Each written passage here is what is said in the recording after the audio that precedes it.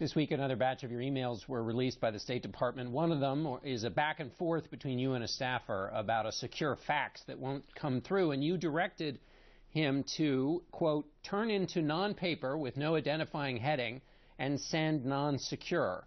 Aren't you ordering him to violate the laws on handling classified material there? No, not at all. And as the State Department said just this week, that did not happen, and it never would have happened. Because that's just not the way I treated classified information.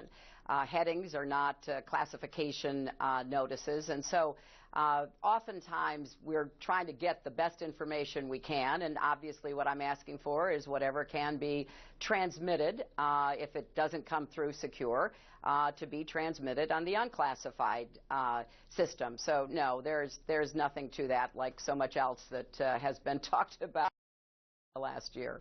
So in no instance, what's striking about that particular email is it suggests you were very facile with how to do this process. You knew the instructions about how to get around the restrictions for sending classified information. So you're saying there was never an instance, any other instance in which you did that?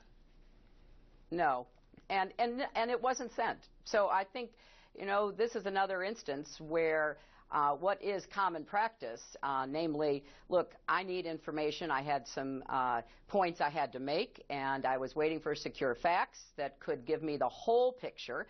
But oftentimes, there's a lot of information that isn't at all classified. So whatever information can be appropriately transmitted, unclassified often was. That's true for every agency in the government and everybody who does business with the government.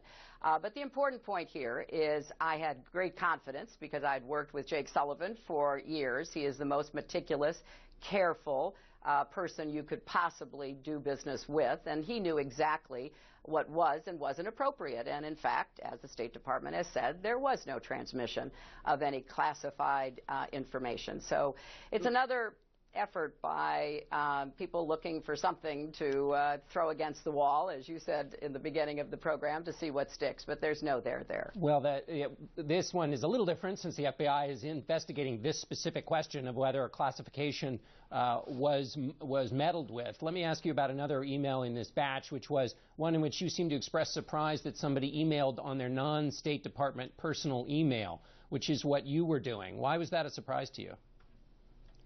Well, I emailed 2 people on their government accounts because I knew that all of that would be part of the government system. And indeed, the vast majority of all my emails are in the government system. So that's how I conducted the business. I was very clear about emailing anything having to do with business people